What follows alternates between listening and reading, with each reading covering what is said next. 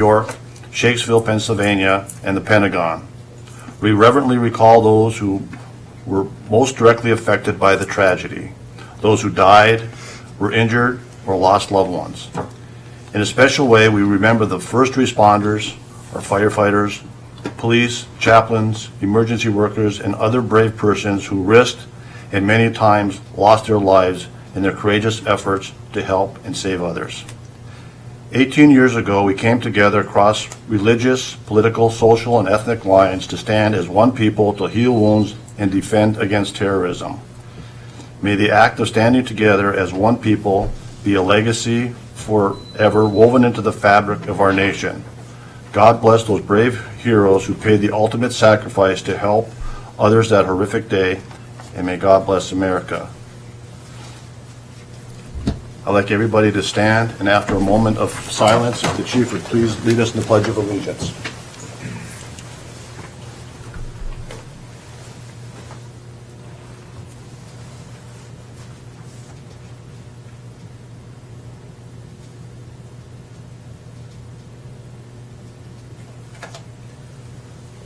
I pledge allegiance to the flag of the United States of America and to the republic for which it stands, one nation, under God, indivisible, with liberty and justice for all.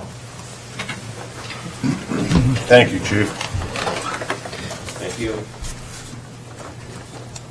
Could I have the roll call? Councilmember Boff. Here. Councilmember Stimmel. Here. Councilmember Williams. Present. Councilmember Strobehn. Absent, excused. Councilmember Cerveny. Here. Mayor Thornton. Here. Thank you. Next is the consent agenda. If there are no requests for any items to be removed from the consent agenda, may I have a motion to approve? So moved. Second. It's been moved and seconded to approve the consent agenda. All in favor say aye. Aye. Opposed? Motion carries.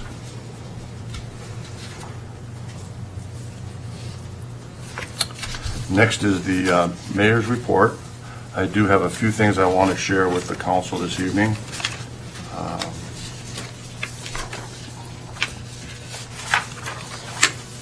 First of all, just as a reminder that we will be having our next city council retreat. It will be on Tuesday, September 24th. It'll begin at 5:30, and it will be at the Public Works Conference Room. And again, Mr. Lloyd Helverson will be facilitating that meeting along with Jeff Swanson.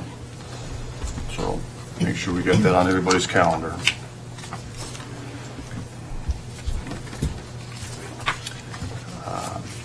I do have something that I want to post here in the city, and I'll hand it out to the council members, but October 19th will be the 2019 Colletts Indian Tribe Powwow.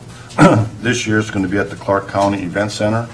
So I do have a brochure that we will be posting along the city, and I'll pass these down to Dustin, and he can make sure that the council members each get a copy of that. So again, I just want to bring that to the council's attention. If anybody can attend, that would be great.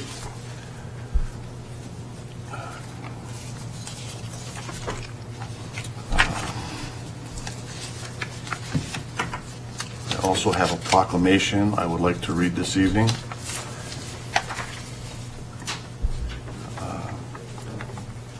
Proclamation for tonight is the Childhood Cancer Awareness Month, September 2019. Whereas pediatric cancer is the lead cause of death by disease in children, and whereas 1 in 285 children in the United States will be diagnosed by the 20th birthday, and whereas 80% of childhood cancer cases are diagnosed only after the disease has been metastasized and spread to other areas of the body, and whereas 2/3 of children cancer patients will have long-lasting chronic conditions as a result of the treatment they go through, and whereas the National Cancer Institute recognized the unique needs of childhood cancer and increased funding to conduct the research, and whereas in the last 20 years only 4 new medications have been developed specifically to treat children with cancer, and whereas researchers and healthcare professionals work diligently to dedicate their expertise to treat children with cancer, and whereas too many children are affected by this deadly disease and more must be done to raise awareness and find a cure. Now therefore, I, Greg Thornton, by virtue of the authority vested in me as mayor of the city of La Center, do hereby proclaim September as Childhood Cancer Awareness Month, adopted this 11th day of September 2019 by the La Center City Council. If I could get a motion to approve the proclamation. So moved. Second. It's been moved and seconded to approve the Childhood Cancer September as the Childhood Cancer Awareness Month. All in favor, say aye. Aye. Opposed? Motion carries. Thank you, Council.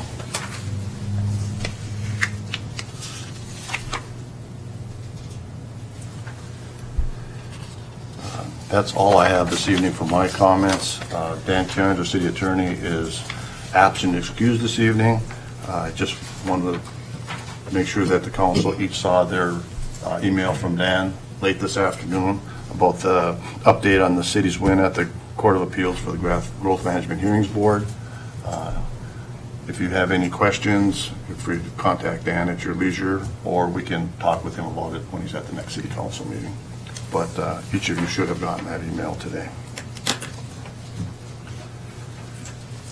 Next are city council comments. Councilmember Boff. Yeah, thank you, Mayor. I just want to mention that with the exception of a few of our high school seniors, all of the children in our schools, grade schools up to high school, were not even born when 9/11/2001 hit.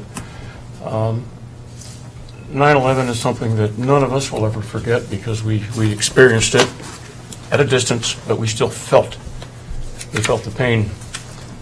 And I think it's important that the kids in school today learn what this is all about and that they're taught to remember the importance of the significance of that event. Second item, last night was C-TRAN board meetings. I've just got a short summary of what we covered last night. The admin building is moving along. Apparently, the boardroom will not be ready for the October meeting as was originally projected. The rest of the office is ready to go and ready for people to move into. The boardroom is waiting for delivery of audiovisual equipment, and so when that arrives and is installed, then we'll start having board meetings in the new building. The Mill Plain Bus Rapid Transit Program, or that project, continues to create some controversy. At the last update that I presented, I mentioned that the plan is to have the two left turn lanes, westbound Mill Plain to southbound Chocoloff, those are to be removed. There's been a lot of pushback on that by business owners and by property owners over in that area.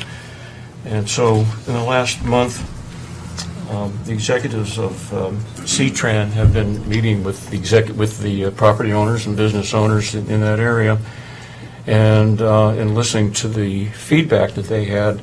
Two alternative plans have been developed. Both of those plans would allow one lane to continue turning left rather than two, and there are differences in terms of where the stations will be placed. So it's an ongoing thing. I think C-TRAN is sincere in wanting to work with the property owners and the business owners over there. There will be more meetings coming up presenting the alternatives. There's a traffic throughput analysis now that needs to be redone, looking at one lane versus two versus none. And there will be more feedback presented to the board at next month's meeting. A hot topic last night is Initiative I-976. I don't know if you've been reading about that. It's an initiative that will appear in the general election on the ballot on November 5th, and it proposes to lower vehicle license fees to $30. It proposes to eliminate the 0.3 cent vehicle sales tax. It removes the authority of the transportation benefit districts to impose vehicle fees. And the concern is that C-TRAN estimates that they will be impacted by $16 million over the two biennial budgets. State and local governments, according to C-Tran, face a potential revenue loss of $4 billion over 6 years. And C-Tran indicates that most of their programs will be at risk from a funding standpoint, including the Highway 99 BRT, which is on their list.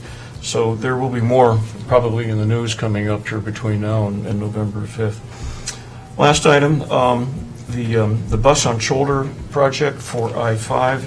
An agreement was signed between C-Tran and WashDOT, so WashDOT will now move ahead and begin preparing the shoulder between, I'm trying to think, I think it's 99th Street down to the bridge. And because in the fall of 2020, the northbound span will be shut down for 2 weeks, and the remaining 3 lanes on the southbound span will be changed between 2 lanes, 1 lane, depending on morning or afternoon. So it's going to be a challenge to accommodate the traffic when that 2-week repair takes place.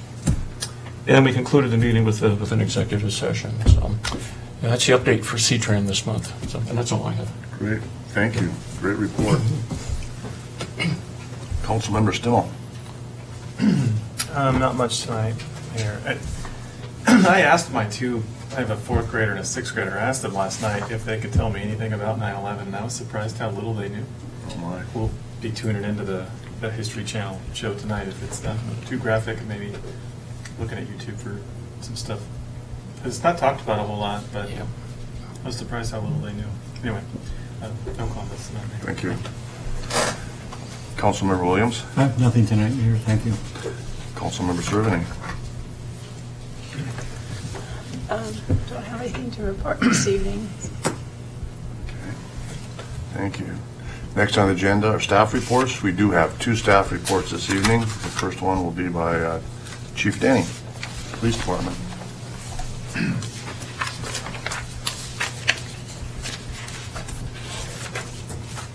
Mayor, council, citizens, Chief Denny of the Center Police Department. So for the month of August, steady month, no major incidents. We wrapped up the concerts in the park and the school started back up. And we're still receiving complaints of speeding vehicles throughout the neighborhoods of the city. And we've been working hard, diligently on that, trying to slow traffic down. So please be cognizant of your speed and stay off your cell phones and distracted driving, because obviously the kids are back running around and trying to get to school and back home in the evening. So, speaking of school back in session. We had no major traffic problems with the first day of school.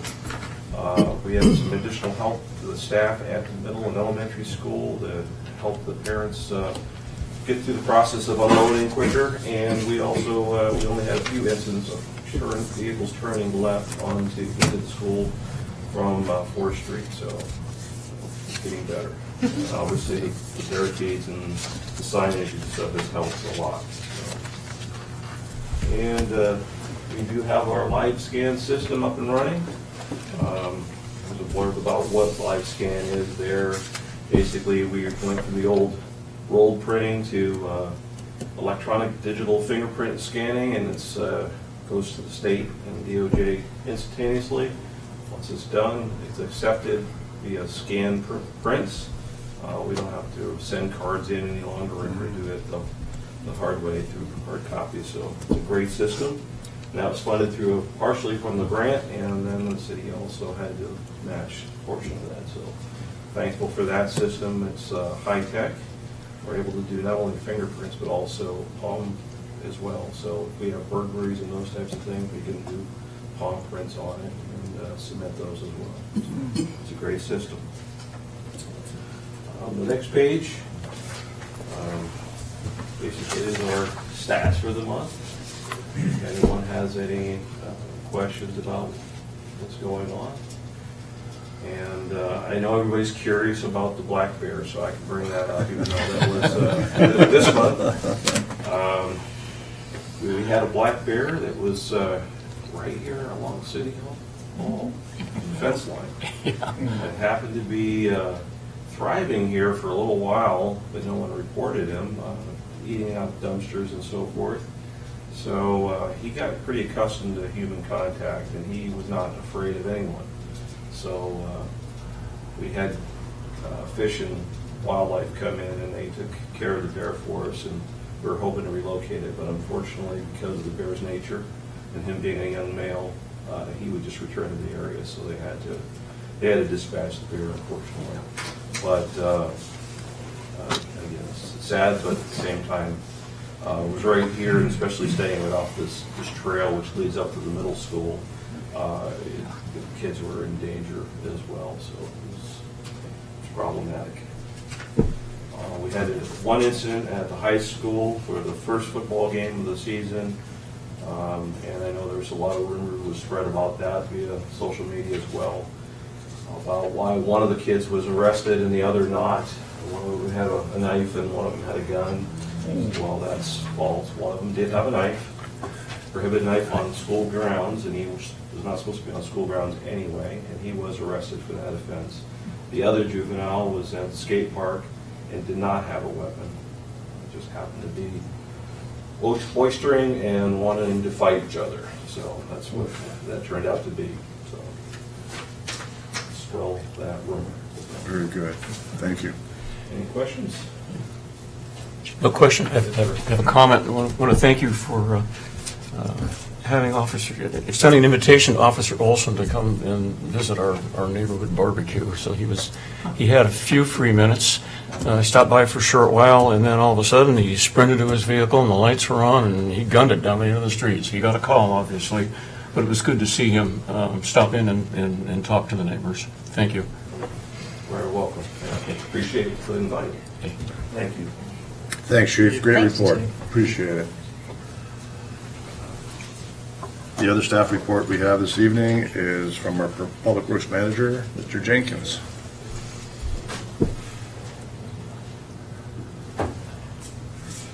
Mayor, Council, citizens, Matt Jenkins, Public Works Manager. This is the Public Works report for September. Posted the high points on streets and facilities.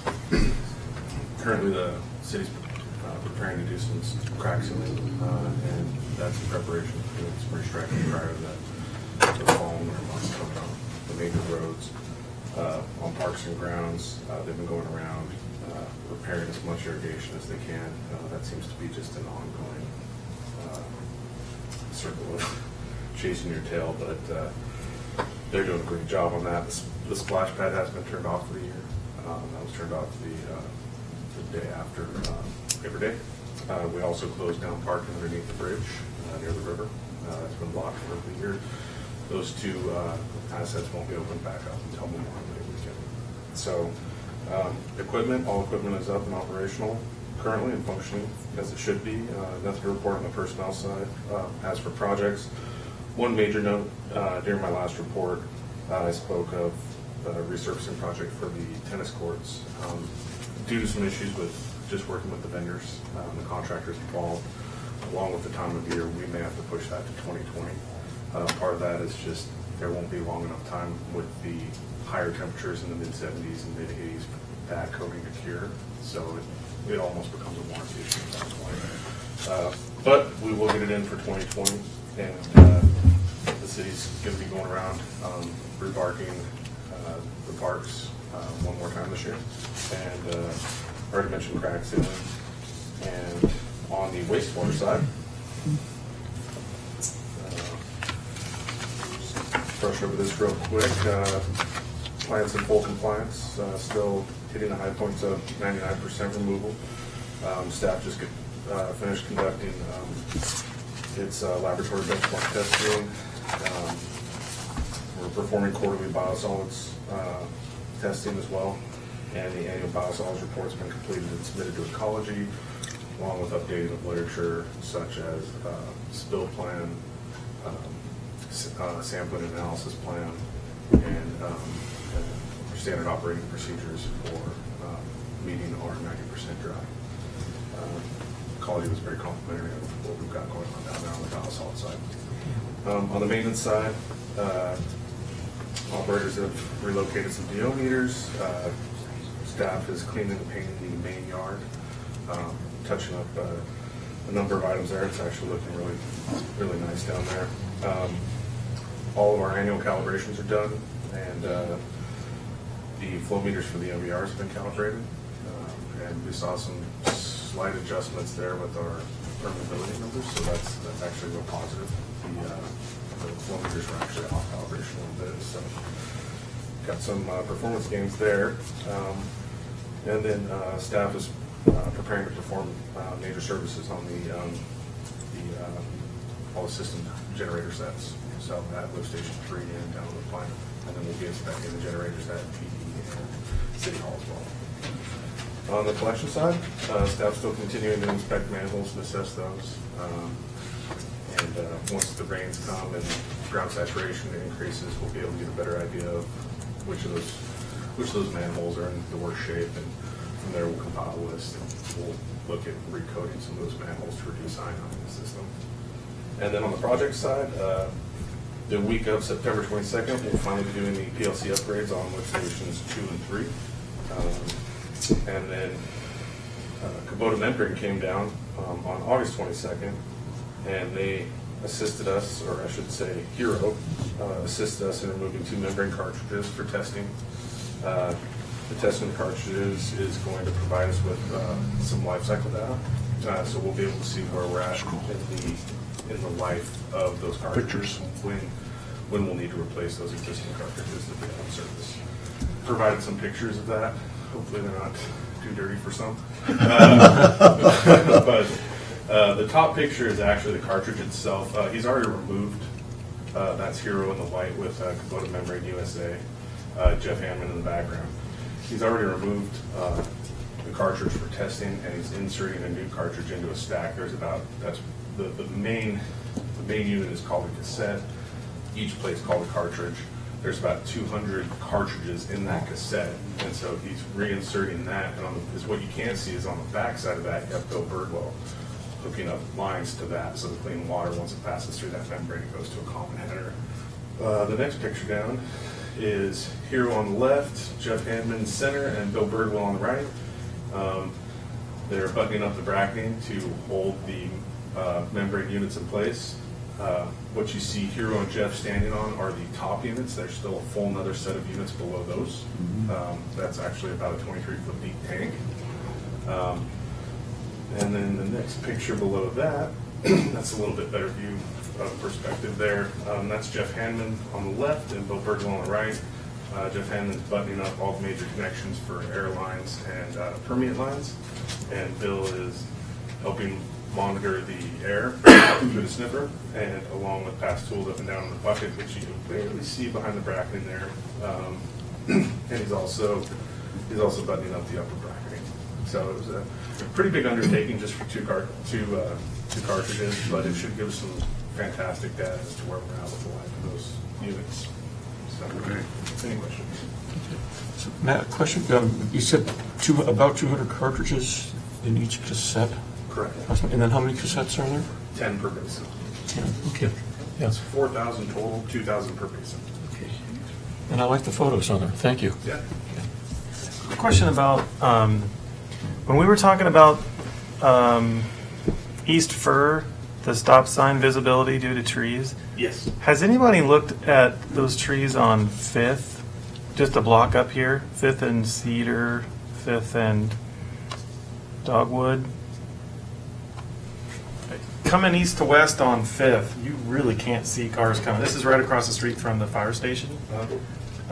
What's the process for getting that worked on? I know they belong to the homeowner, but... You can just submit and ask PW.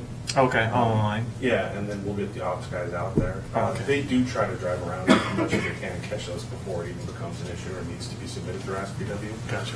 Once in a while, if it's the tree's owned by a private residence, then we can discuss that with the property owner. Okay. And then we'll go from there, whether they mitigate it or we do. Okay. We'll get it taken care of. I drive to Chevron a lot with my kids. Yeah, there's a few that we're working on, and yeah, so I appreciate you pointing that Yeah, out. I'll submit it online. I forgot about that. Okay. Thank you. I just want to review with everyone what that process is for Ask PW on the city website. Yes, so it's basically a ticketing system as far as putting in work requests. It goes to myself, Jeremy Wirkus, and one of the ops personnel, so somebody will always see it. But it allows us to communicate with the requester and also with each other about where the status is on that work, and then when it's closed out. And so it's a tracking tool for us, but it's also a reporting tool for the citizens. It's on the website, right there. If you go, when you first come to the homepage, if you go to the top right where the hand is circulating right there, action request, it'll take you to that screen, and then you just open a new ticket. Fill out the pertinent information with a summary of what the issue is, then click create ticket on the bottom left. And once that happens, as we work through it and go back and forth and close it out or update the ticket with new information, you know, here's where we're at, here's what we're doing. If you go back one page, you can always check the ticket status. So it's actually a really powerful tool. It helps us with internal tracking, but it also helps citizens communicate with us as well. Thanks, Matt. Yeah. Great. Thank you, Thank you, Matt. Matt. Great report. Appreciate it. So next on the agenda is citizens' public comment. If anyone would like to address the council, please step up to the podium. And if you would give us your name and address and limit your comments to 3 minutes. The council won't engage with you this evening. However, if any action needs to be taken, city staff will be in touch with you. So with that, we can start citizens' public comment, and again, just step up to the podium. Good evening to the mayor and council members. My name is Jim Dyson. I'm at 707 Northwest 316th Circle, and my mailing address is Richfield. That's kind of weird for me to be coming here complaining that I have a Richfield mailing address. But anyway, I'm here about the stormwater issue.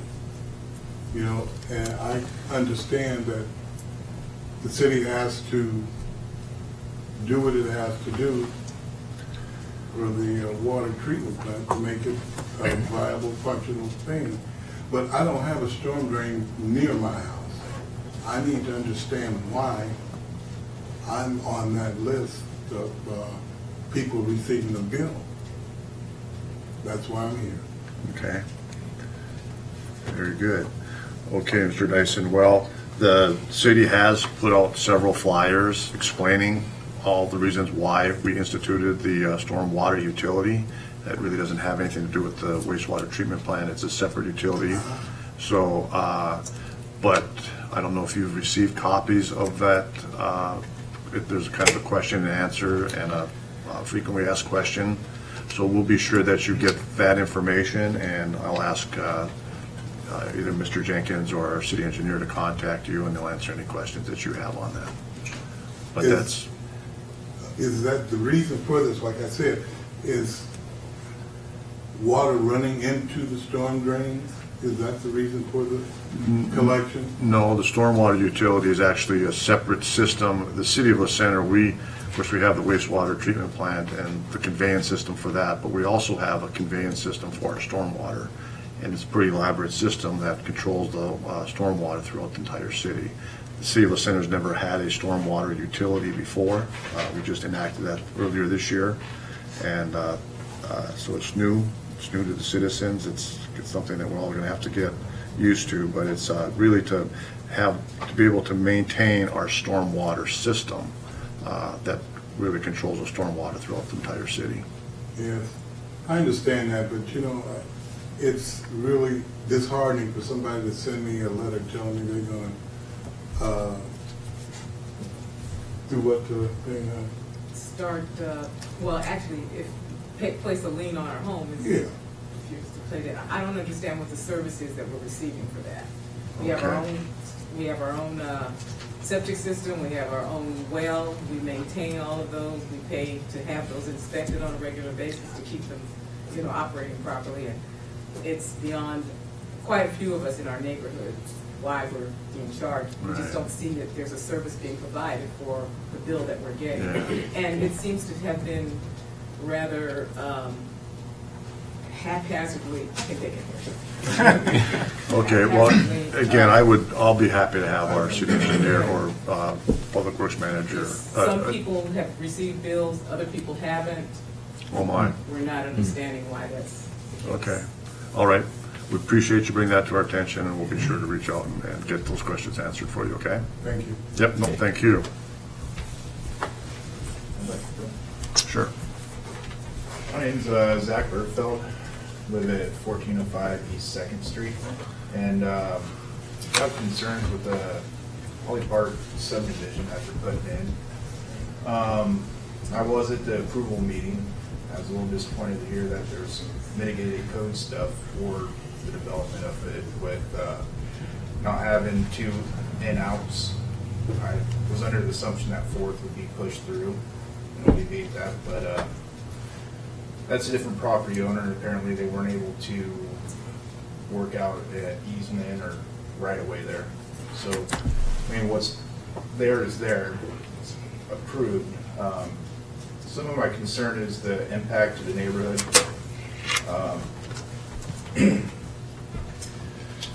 I guess Public Works is nice to hear that they're going to be doing some resealing and stuff, and that's one of my concerns, is the impact of that. I don't know if that was included in the, I guess, budget with the contractor agreement. So a lot of equipment they're bringing in, I've noticed in the last couple of weeks, it's starting to crack a little bit more on 2nd Street. And another concern is safety. I did observe a guy operate heavy equipment on his cell phone and almost hit a parked car. I did make a complaint with them. I haven't heard anything back from Depani. And then, yeah, it's just frustrating for the neighborhood there. You know, a lot of dust is getting turned up. You know, they do try to water it, but not throughout the entire day.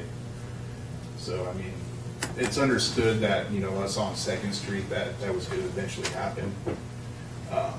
But like I said, my main thing is I just want to bring your guys' attention to the impact that's going to have on 2nd Street with the wear and tear, because you're going to have another 39 units out there. So I don't know if there's any way to get Topani to help with some of the improvement in East 2nd. Okay, very good. All right, we'll be back in touch with you on that. Okay, no, thank you for bringing that to our attention. Yeah. Appreciate it.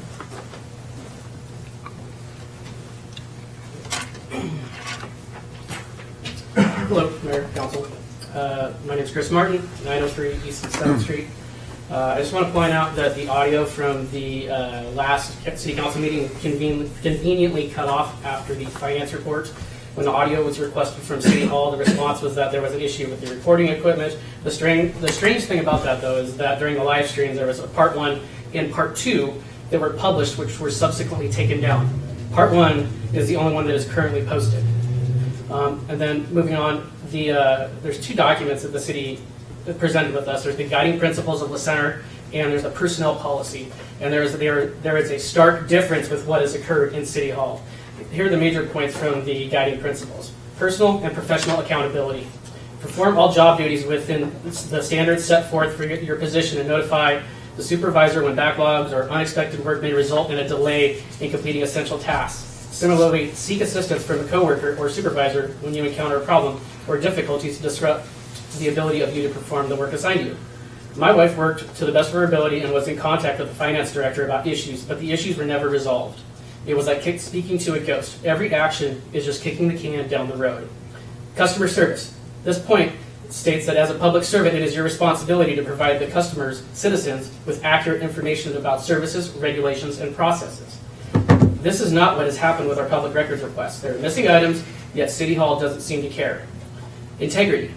This point states that integrity means that your words and actions are the same whether you are speaking with peers, supervisors, or other professionals. Work honorably and professionally, providing a full day of good effort for a full day of pay. No one in City Hall acted with integrity during the last few weeks that my wife was employed by the city. Next point, mutual respect. Refrain from using insulting, threatening, or offensive language in the workplace. As I have mentioned at other meetings, someone in City Hall has regularly used offensive language towards other city employees and citizens. Manage conflict. This point states that the key to resolving conflict and not further complicating the conflict is to take your concerns directly to the individual. to discuss the conflict with others rather than talking with the individual which you're having a conflict with only heightens the intensity of the conflict. My wife lives by this principle in every aspect of her life. So she went to the finance director about issues in training over and over again, and it always fell on deaf ears. At what point do you move up the chain? Apparently never, because then you will find yourself unemployed. Next point, teamwork. Teamwork is demonstrated when you expand your perspective from simply performing your individual tasks to helping ensure the department's overall mission is accomplished by giving assistance, encouragement, and support to coworkers. My wife asked to cross-train with another employee in the event that person was out of the office and was told only that person can perform that function, even though there was no justification for it. Gossip, that's a big one. Do not participate in spreading gossip, rumors, and do not tolerate it from other coworkers. Gossip is so rampant in the city, it is crazy, especially when my wife found out that there was a case being made against her a few weeks prior to it happening, and then also 2 days before she was finally let go. Every single one of these guiding principles aren't being followed by certain individuals of the city. What is the point in having these documents if they're not going to be followed? Nothing changes if nothing changes. Thank you. Thank you.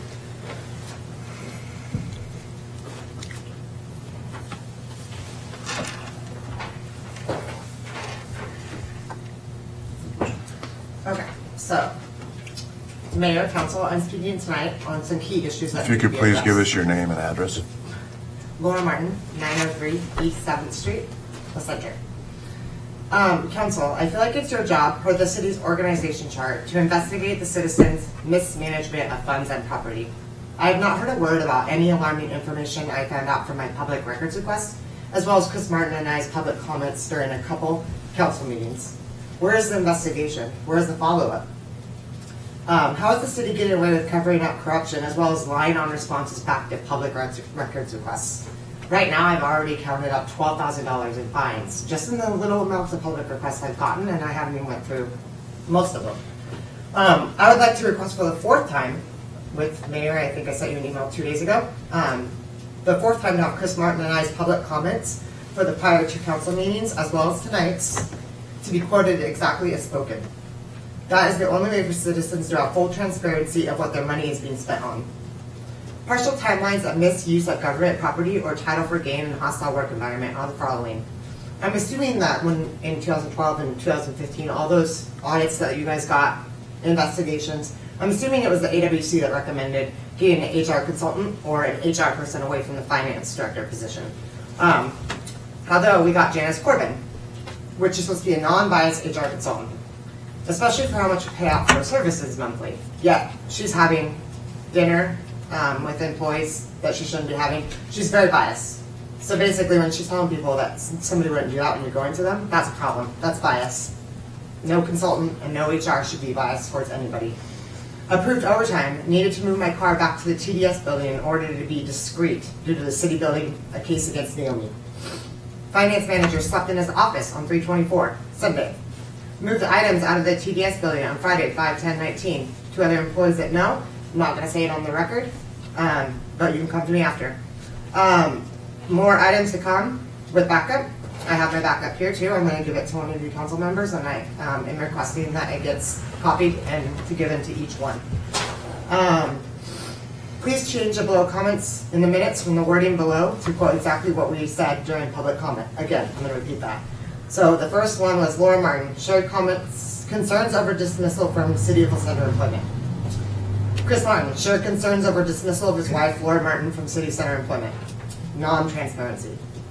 Chris Martin, continues comments from July 24th council meeting, shared his concerns over the dismissal of Laura Martin from city employment and made comments about mismanagement of the city. Again, no transparency. And yet the audio also disappeared then too, which you guys already know. Which we have a backup audio and a backup audio. And I know that, right? So, I am just very concerned about the lies that are coming with the public records requests. I mean, like text messages, phone calls, conveniently that they're not after June 26th yet. I have 88 reports right here.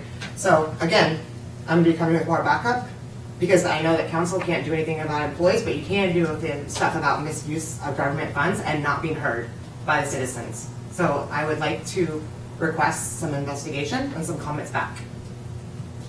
Does that seem fair? Better be. So I'm gonna give it to one of you guys. Thank you. Yep, thank you.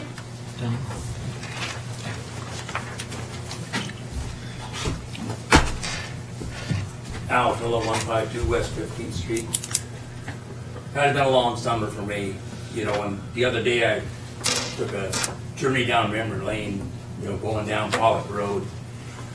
And boy, that's in terrible shape. Hopefully we're gonna do something about that.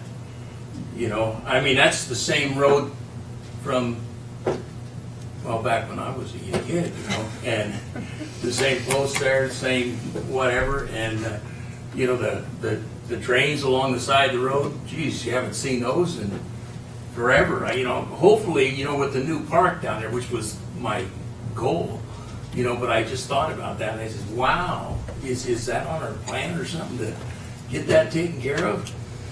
And I hope so. Well, anyway, remember 9/11, God bless America. Thank you. Al.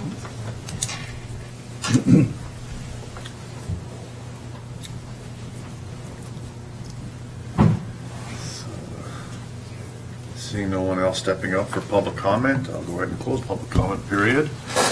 And that really concludes our meeting for this evening. There's nothing else on the agenda. Excuse me, before you close the comments, can we get some response as to how we might be hearing from you and the council regarding our remarks? Sure. We have our managers here this evening, so they have your name and your contact information, and they'll be reaching out to be in touch with you. Okay? All right. So with that being said, can I have a motion to adjourn? So moved. Second? It's been moved and second to adjourn. All in favor, say aye. Aye. Opposed? Motion carries. Thank you, everyone. Thank you for attending the meeting this evening.